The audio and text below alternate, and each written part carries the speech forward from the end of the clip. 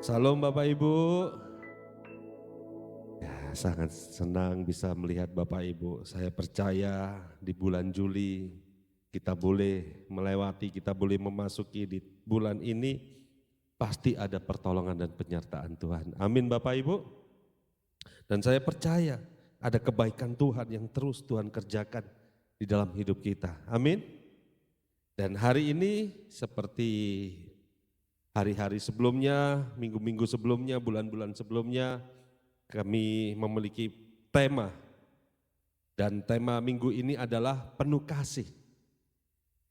Nah, penuh kasih yang diambil dari Efesus 5 ayat kedua dikatakan demikian. Dan hiduplah di dalam kasih. Sebagaimana Kristus Yesus juga telah mengasihi kamu dan telah menyerahkan dirinya untuk kita sebagai persembahan dan korban yang harum bagi Allah. Karena begitu besar kasih Allah, Yesus diberikan untuk kita sebagai apa? Korban dan persembahan. Wah, betapa mulianya Tuhan, betapa baiknya Tuhan atas hidup kita. Dia raja di atas segala raja, turun ke dunia. Untuk apa? Untuk menjadi persembahan dan korban keselamatan kita. Amin Bapak Ibu. Karena itu kita harus mengucap syukur. Dan hari ini kita hidup penuh di dalam kasih Tuhan. Amin. Karena itu kita harus hidup di dalam kasih-Nya Allah, kasih Kristus, kasih Tuhan. Di Markus 12 ayat 29 dikatakan sampai ayat yang ke-31, Markus 12, 29, jawab Yesus, hukum yang terutama ialah dengarlah hai orang Israel, Tuhan Allah kita itu Esa. Kasihlah Tuhan Allahmu dengan segenap hatimu, dan dengan segenap jiwamu, dan dengan segenap akal budimu, dan dengan segenap kekuatanmu. Dan hukum yang kedua ialah kasihilah sesamamu seperti dirimu sendiri. Tidak ada hukum yang lain yang lebih utama dari kedua hukum ini. Jadi Bapak Ibu perlu kita ketahui bahwa Allah sangat fokus dengan kasih. Sejak Adam dan Hawa jatuh dalam dosa, kasih Allah ditunjukkan kepada kita. Manusia tidak dibinasakan, Adam dan Hawa tidak dibinasakan, Adam dan Hawa tidak dihukum.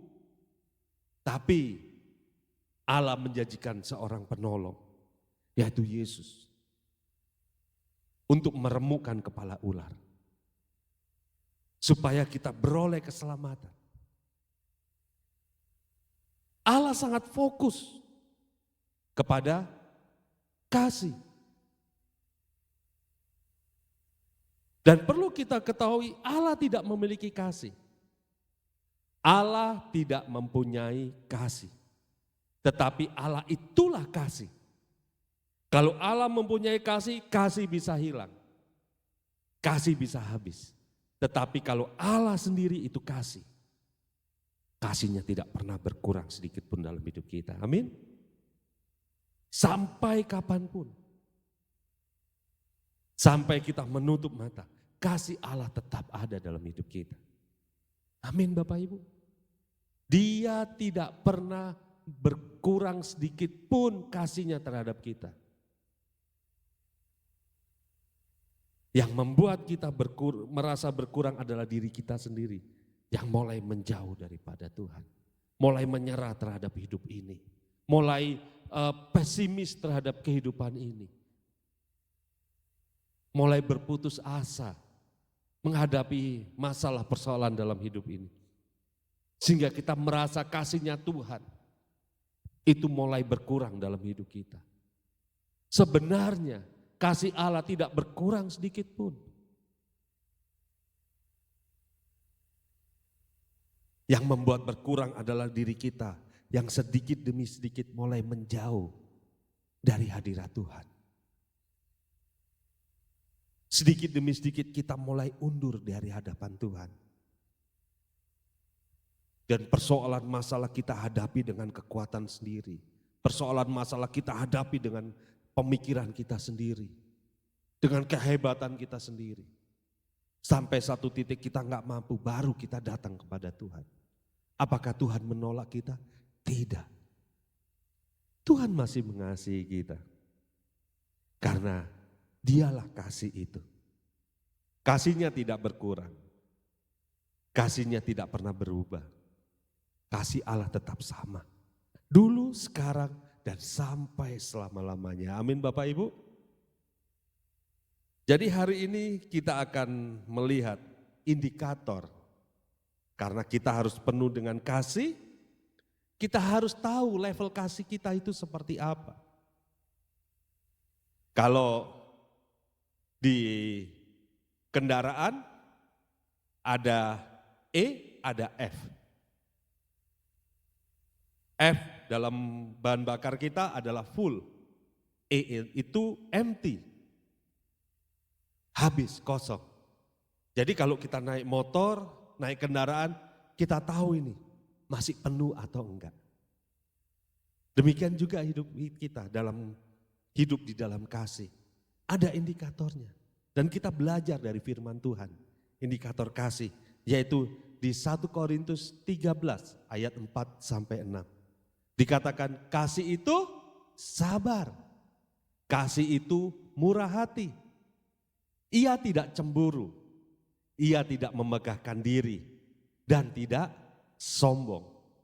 Ia tidak melakukan yang tidak sopan dan tidak mencari keuntungan diri sendiri. Ia tidak pemarah dan tidak menyimpan kesalahan orang lain. Ia tidak berduka cita karena ketidakadilan, tetapi karena kebenaran. Itulah kasih. Nah, kita bahas satu persatu tentang kasih itu.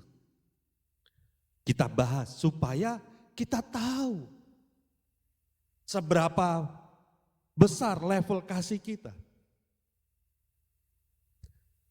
Kepada Tuhan, kepada diri sendiri, dan kepada orang-orang sekitar kita, orang-orang yang kita kasihi. Amin. Yang pertama adalah sabar. Sabar itu ada penguasaan diri, Bapak Ibu saudara-saudari semua. Sabar itu dapat menahan diri. Sabar itu tidak mudah terbawa emosi. Dikit-dikit marah, dikit-dikit marah. Marah kok sedikit. Oh enggak ya. Jadi tidak mudah terbawa emosi. Tidak terburu-buru dalam mengambil keputusan. Itulah sabar. Sabar dapat mengendalikan diri. Bukankah penguasaan diri itu salah satu dari buah roh? Yang harus kita lakukan, yang harus kita kerjakan. Sabar. Dapat menguasai hati kita, dapat menguasai emosi kita, dapat menguasai diri kita. Maka dari itu di Amsal 4 ayat 23 dikatakan, jagalah hatimu dengan segala kewaspadaan. Karena dari situlah terpancar kehidupan.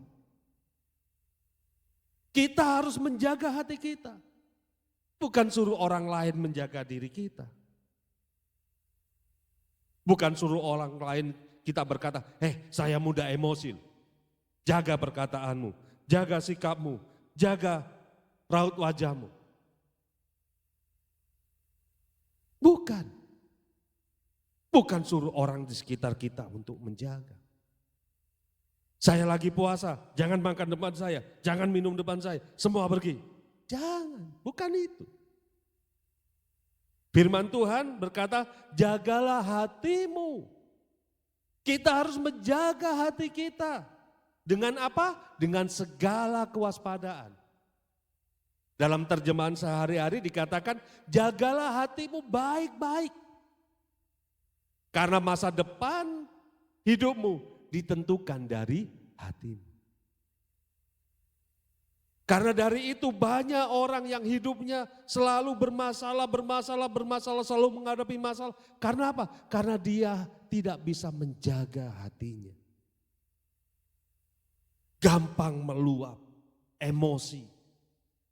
Dikit-dikit marah, dikit-dikit marah.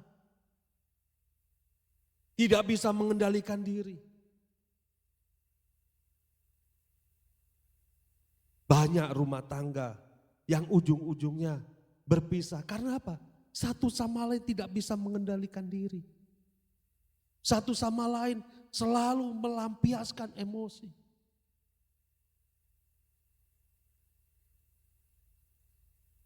Saya kenal sama seseorang. Waktu menikah, wah, dilampiaskan emosinya. Sedikit-sedikit marah, sedikit-sedikit marah. Sehingga pasangan ini lama-lama capek. Akhirnya pasangan ini memutuskan untuk berpisah. Dan akhirnya pasangan yang satunya yang sering emosi, sekarang menyesal, berharap untuk kembali lagi. Selalu pasang status, berharap untuk pasangannya bisa kembali. Apakah kita harus mengalami terpuruk terlebih dahulu baru kita bisa menguasai diri? Tidak, Bapak Ibu. Firman Tuhan sudah berkata, jagalah hati kita baik-baik. Karena masa depan hidup kita ditentukan dari hati kita. Kalau kita ingin masa depan kita baik, jagalah hati kita. Kalau kita ingin masa depan kita berantakan, luapkan emosi kita. Tapi bukan itu yang baik. Tapi biarlah firman Tuhan yang kita pegang, yaitu menjaga hati kita. Amin Bapak Ibu. Orang yang sabar sanggup menguasai diri. Orang yang sabar sanggup menjaga hati diri sendiri.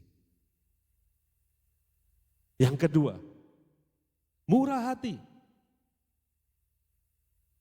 Murah hati itu suka memberi.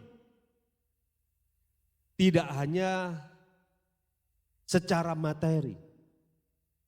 Tidak hanya uang. Tidak hanya benda. Tetapi murah hati itu selalu ingin memberi yang terbaik. Mari Bapak Ibu. Pernikahan itu hanya untuk yang dewasa. Bukan berarti kita bertambah tua pasti dewasa. Tidak. Tua itu pasti. Dewasa itu pilihan. Pernikahan itu untuk yang dewasa. Karena dalam pernikahan itu bukan menuntut, tapi memberi. Bukan meminta, tapi apa yang dapat kita beri. Saya kalau bimbingan pranikah, saya berkata, pernikahan itu untuk orang dewasa. Apakah kalian sudah dewasa? Oh sudah. Kalau sudah dewasa, pernikahan itu saling memberi, bukan menuntut. Menuntut pasangan kita untuk mengasihi. Kamu harus mencintai saya, lebih. Tapi kita enggak mau mencintai pasangan kita. Kamu harus ngomong yang baik-baik sama saya, yang romantis sama saya. Tapi kita tidak bisa memberikan kata-kata romantis terhadap pasangan kita. Terus kita menuntut. Kita menuntut. Saya sering menghadapi masalah rumah tangga. Entah itu masih keluarga muda, bahkan sampai oma, opa pun. Permasalahannya sama, saling menuntut. Kamu harus memberi, aku lebih. Sampai pasangannya, apalagi yang aku beri? Semua sudah aku berikan. Kasihku, cintaku, waktuku, Hartaku semua aku berikan. Minta menuntut apa lagi?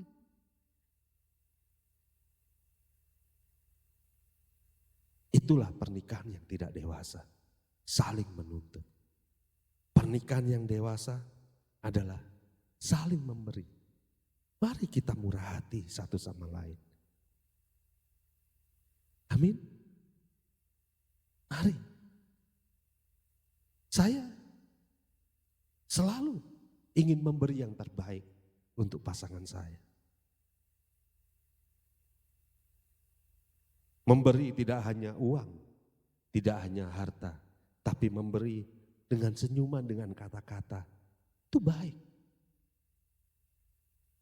Jangan kita tidak pernah memberi kata-kata pujian terhadap pasangan kita. Dan akhirnya kita berkata, hei, rumput tetangga lebih hijau dari rumput sendiri. Kalaupun Tuhan izinkan rumput tetangga untuk kita pelihara. Kalau kita dengan kondisi kita yang sama saja, tetangga sebelahnya lagi akan lebih hijau. Karena apa? Bukan soal rumput tetangga lebih hijau atau tidak, tapi karena kita yang bermasalah. Paham Bapak Ibu? Mari. Kita harus bermurah hati. Mengasihi sesama. Saya terkadang kalau sore waktu di Serdam, kalau saya di Batara 3 kan agak ke depan. Kalau ke belakang kan nggak pakai helm. Sore-sore jam 5, kondisi lagi dingin, yuk naik motor yuk. Cuma naik motor ke belakang. Sampai Kayana, iya Kayana ya. Sampai perumahan Kayana masih terus, habis gitu balik lagi. Cuman goncengan berdua aja. Wah rasanya seperti di sorga. Padahal udah 13 tahun menikah. Tapi itulah murah hati, saling memberi. Enggak cuman uang. Kita jalan berdua, saya makan berdua, makan bakso yang di pinggir jalan, kita makan berdua. Wah senang rasanya. Mari Bapak Ibu.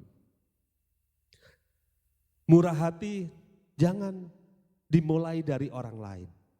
Tapi murah hati dimulai dari diri sendiri. Tidak sombong. Tidak sombong adalah suatu sikap yang merendahkan diri, bukan yang memiliki kerendahan hati, bukan rendah diri, rendah hati. Menganggap sesama lebih penting daripada diri kita. Amin. Banyak orang yang menganggap orang lain selalu lebih rendah dari diri kita. Kita harus diperhatikan lebih, kita harus diberi lebih semuanya. Karena dia enggak mau dianggap rendah, dia mau di atas. Mari Bapak Ibu. Rendah hati adalah tahu akan kemampuan dan kekurangan diri sendiri. Rendah hati itu mengerti kapasitas diri sendiri.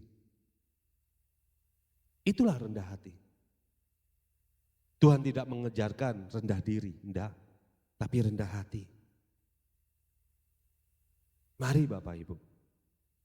Kalau kita tahu kapasitas kita tahu kemampuan kita, jangan paksakan. Banyak orang yang saat-saat ini lebih memilih untuk memaksakan diri. Lebih besar pasak daripada tiang. Wah, demi penampilan.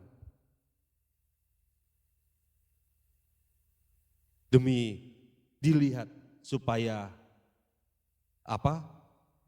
gengsinya naik. Sehingga dia tidak memiliki kerendahan hati. Dan sombong, ingin dilihat lebih. Mari Bapak Ibu, kita mulai hari ini. Rendah hati ya Bapak Ibu. Tapi jangan rendah diri, jangan minder. Kita adalah orang-orang umat pilihan. Kita adalah umat-umat pemenang. Tapi kita tidak boleh sombong. Yang berikutnya, sopan. Sopan itu tahu etika, tahu tata krama. Bahkan di Jepang, pendidikan awal sampai selama SD, mereka tidak diajarkan dengan berbagai macam pelajaran yang membuat mereka berat. Tapi mereka diajarkan tata krama sopan santun. Saya sangat senang lihat sopan santun orang Jepang. Ketika anak-anak kecil mau menyeberangi jalan, dia tunggu sampai lampu traffic light-nya merah untuk mobil dan mereka boleh jalan.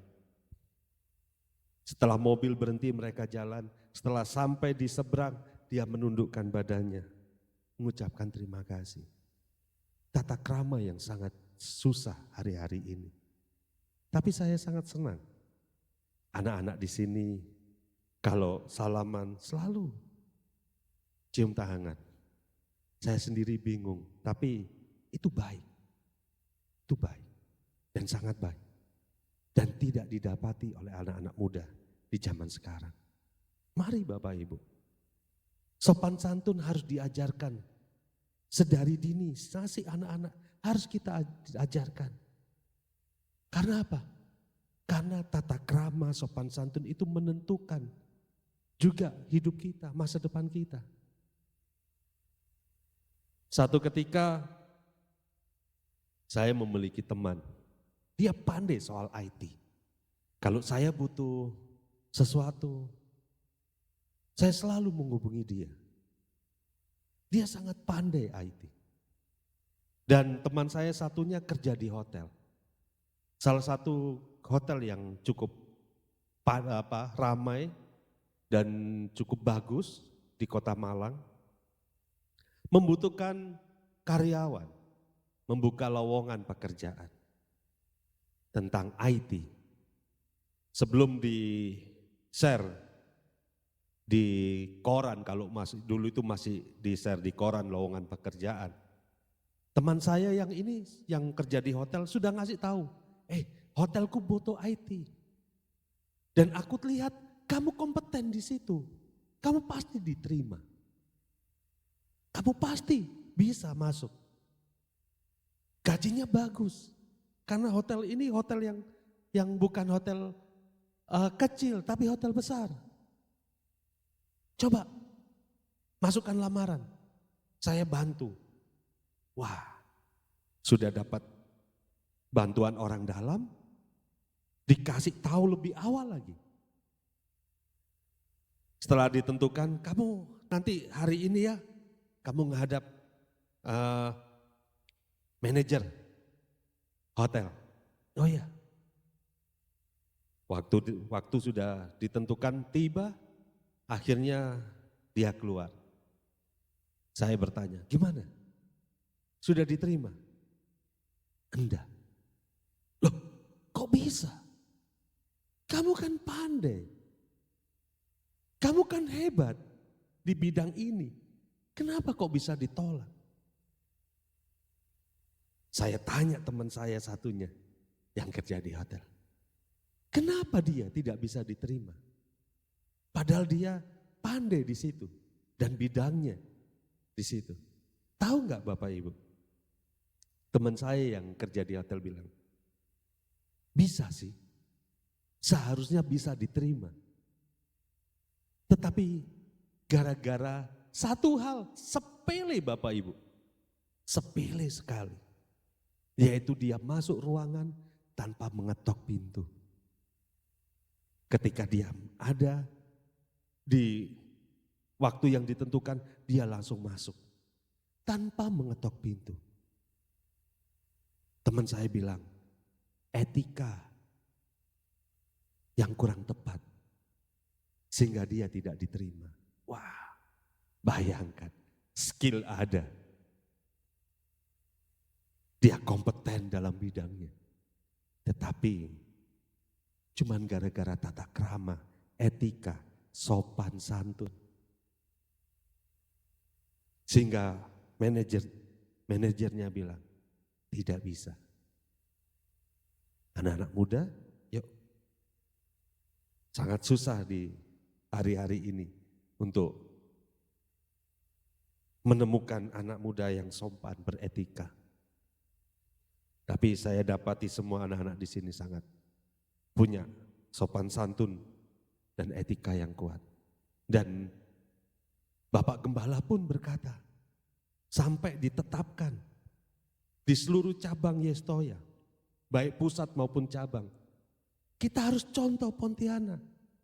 Selesai ibadah, anak-anak mudanya menyalami pembicaranya. Selesai ibadah, mereka berkumpul untuk menyalami. Saya perintahkan semuanya untuk kita ajarkan etika yang baik. Bayangkan, kita di sini sampai jadi barometer buat etika. Beri kemuliaan untuk Tuhan. Mari Bapak Ibu. Yang berikutnya, indikator kasih. Tidak mencari keuntungan, tidak egois. Kasih yang dikatakan di sini adalah kasih agape, bukan kasih eros. Kasih eros yang mementingkan diri sendiri. Kasih agape lebih mementingkan orang-orang di sekitar kita. Kasih agape itulah kasih yang dituntut Tuhan dalam hidup kita.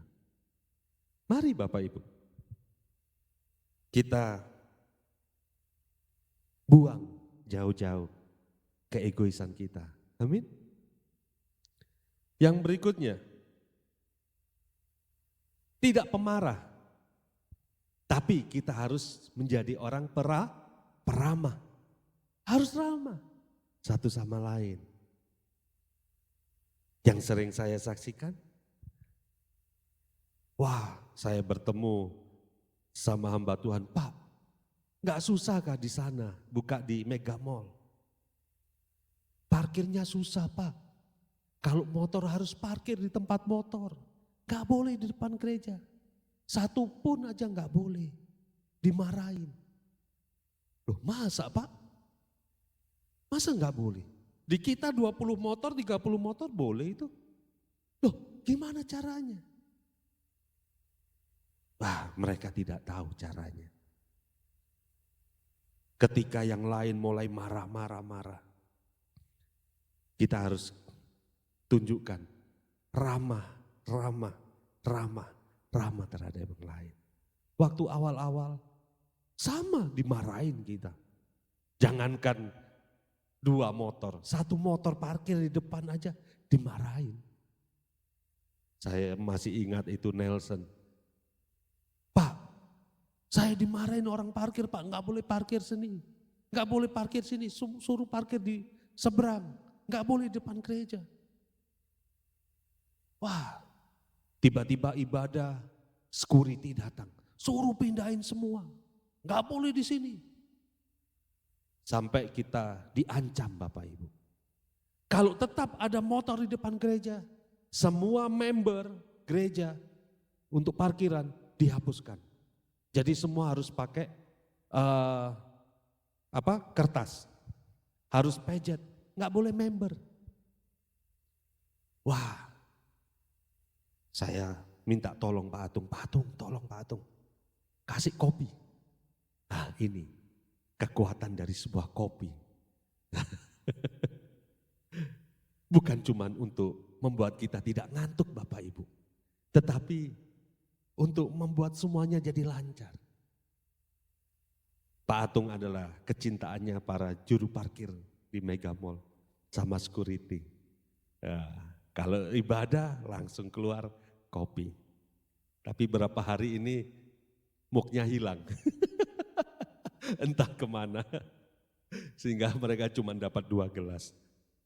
Tapi waktu saya bilang, Pak Atung tolong Pak Atung, kasih kopi, kasih kue. Udah kasih aja, setiap ibadah kasih. Dari 1 motor enggak boleh, kemudian 3 motor boleh, 4 motor boleh. Bapak Ibu bisa lihat sekarang di depan ada berapa motor.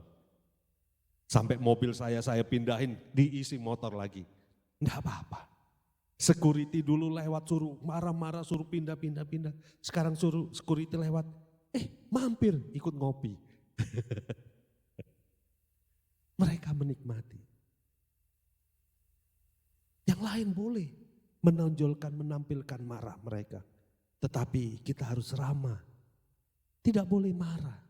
Coba kalau kita sama-sama emosi. Mungkin sampai sekarang Bapak Ibu tidak boleh parkir depan gereja. Tapi kalau kita tunjukkan ramah kita, maka semua persoalan masalah terselesaikan. Amin Bapak Ibu. Beri kemuliaan untuk Tuhan.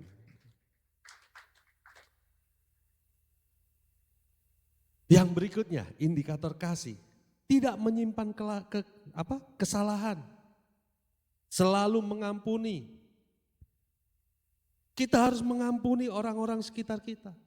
Kita harus mengampuni pasangan kita. Kita harus mengampuni orang yang menyakiti kita. Bahkan kita harus mengampuni diri kita. Banyak orang yang tidak mengampuni dirinya sendiri. Banyak orang yang tidak terima dengan keadaannya diri sendiri. Satu ketika saya ibadah, waktu di gereja lama, di parkiran kumpul, mulai ibu-ibu sampai gadis-gadis kumpul di parkiran, di salah satu mobil. Saya lihat ngapain? Ini lagi firman, mereka kumpul di luar, antri. Terus saya tanya, loh itu ada apa? Kok bisa antri kumpul gitu di mobil, padahal kan masih firman. Dan saya dikasih tahu gini, ya. Mereka kumpul, mereka antri karena ada dokter kulit. Jadi jemaat di gereja kita. Dia melakukan praktek ilegal, yaitu apa? Menyuntikkan obat untuk pemutih kulit. Dan tahu Bapak Ibu? Wah, akhirnya ada yang iritasi. Merah-merah, bengkak-bengkak. Karena dosisnya enggak tepat. Banyak dari kita tidak bisa mengampuni diri kita sendiri. Yang hitam pingin putih. Yang kulitnya udah putih, wah siang-siang berjemur supaya hitam. Kan gak mengucap syukur, ya kan? Kita harus mengampuni diri kita sendiri. Kasihilah sesamamu seperti dirimu sendiri. Bagaimana kita bisa mengasihi sesama kita kalau kita tidak bisa mengasihi diri kita sendiri? Kita bisa mengasihi sesama kita sejauh kita mengasihi diri kita sendiri. Kalau kita pelit terhadap diri kita nggak mungkin royal terhadap orang lain. Betul nggak? Pasti pelit terhadap orang lain. Kalau kita nggak peduli dengan keadaan diri kita pasti nggak akan peduli dengan keadaan orang-orang di sekitar kita. Betul nggak? Karena itulah firman berkata, kasihilah dirimu sendiri. Supaya engkau dapat mengasihi sesama. Itulah arti dari kasihlah sesamamu seperti dirimu sendiri. Banyak orang yang terjebak dari rasa sakit masa lalu. Bahkan sudah berkeluarga, berumah tangga, punya anak. Dia tetap tidak bisa mengasihi dirinya sendiri, mengampuni masa lalunya. Yang jadi pelampiasan adalah orang-orang di sekitar kita.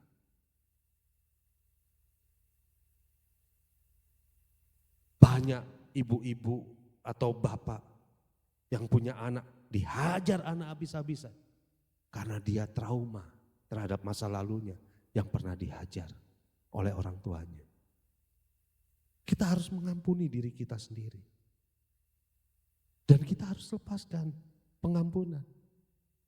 Jangan simpan sampah dalam diri kita. Sampah rumah tangga aja kita buang tiap hari. Sampah sakit hati kita pendam bertahun-tahun. Kita lepaskan ya Bapak Ibu hari ini. Yang berikutnya, suka kebenaran. Kita harus hidup benar, bukan dilihat baik. Kita ke gereja, bukan dilihat baik. Tetapi kita harus belajar akan kebenaran firman Tuhan. Amin. Supaya kita bisa hidup benar di hadapan Tuhan. Kita bisa hidup benar dalam keseharian kita. Maka kebaikan-kebaikan itu akan datang dalam hidup kita. Amin Bapak Ibu. Kita ke gereja, banyak anak Tuhan ke gereja supaya dilihat apa? Lebih rohani. Apalagi anak-anak muda. Wah, tahu yang disukai, suka ke gereja, dia ke gereja. Supaya terlihat rohani. Setelah mendapatkan hatinya yang dicintai, yang disukai, wah tahu belangnya. Sudah gak ke gereja lagi, suka maki-maki, ya kan? Mari Bapak Ibu, kita harus hidup benar. Saya undang semua pemain musik, worship leader, singer untuk maju ke depan. Dan ayat yang terakhir dikatakan demikian di 1 Korintus 13. 1 Korintus 13 ayat yang ke-13 dikatakan demikian. Demikianlah tinggal ketiga hal ini, yaitu iman, pengharapan, dan kasih. Saya ulang, demikianlah tinggal ketiga hal ini, yaitu iman, pengharapan, dan kasih. Dan yang paling besar di antaranya ialah kasih. Iman, pengharapan, dan kasih. Kenapa sih? Kasih kok jadi yang terbesar? Kenapa bukan iman? Kenapa bukan pengharapan? Kenapa harus kasih yang terbesar di antara ketiganya? Bapak Ibu, mungkin kita punya iman yang besar. Mungkin kita punya pengharapan yang besar dalam hidup ini. Mungkin kita punya cita-cita, keinginan yang besar. Kita hidup berhasil, hidup dalam kelimpahan, menikmati kebaikan Tuhan yang berlimpah-limpah. Tapi kalau iman pengharapan itu dijawab oleh Tuhan sesuai dengan keinginan kita. Tetapi kalau hati kita nggak memiliki kasih, apalah gunanya? Pengharapan kita, aku berharap Tuhan supaya aku berhasil, supaya aku kaya. Aku beriman. Aku jadi orang sukses, orang berhasil. Tapi kalau di dalamnya tidak ada kasih, maka keberhasilan, kesuksesan itu seperti neraka. Banyak pertengkaran, banyak tuntutan, banyak egois. Karena itu firman ini berkata, iman, pengharapan, dan kasih. Yang terbesar di antaranya adalah kasih. Supaya Tuhan ingin ketika Tuhan menjawab iman kita, Tuhan menjawab pengharapan kita, semuanya diikat dengan kasih.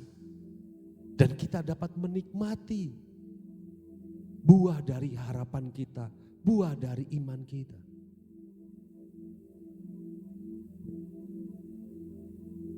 Buah dari apa yang kita inginkan, kita dapat menikmatinya. Jangan sampai kita hidup berkelimpahan, tetapi karena tidak ada kasih di dalamnya, kita sering tengkar, sering marah. Saya pernah mengalami Bapak Ibu. Orang tua saya ingin kaya dengan cara dunia. Orang tua saya pergi ke tempat yang terkenal mistiknya, dekat kota Malang. Berhasil, berhasil. Sukses, sukses. Kaya, kaya. Tapi di dalamnya penuh dengan pertengkaran demi pertengkaran.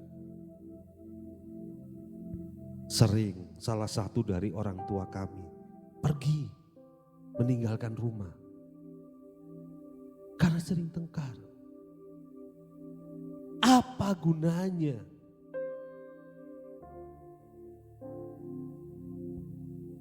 Jika kita hidup berkelimpahan tetapi penuh dengan pertengkaran. Kita ditinggal orang-orang yang kita kasihi. Kita seakan-akan hidup sendiri. Mari Bapak Ibu, hiduplah dalam kasih. Supaya kita menikmati apa yang kita imani, menikmati apa yang kita harapkan. Bersama-sama dengan orang yang kita kasihi. Kita dapat menikmati semuanya. Amin Bapak Ibu. Jangan kejar iman pengharapan aja. Tapi biarlah iman dan pengharapan itu kita bungkus, kita ikat dengan kasih. Jika iman pengharapan itu berbuah, kita bisa menikmati bersama-sama. Amin. Saya undang Bapak Ibu untuk bangkit berdiri.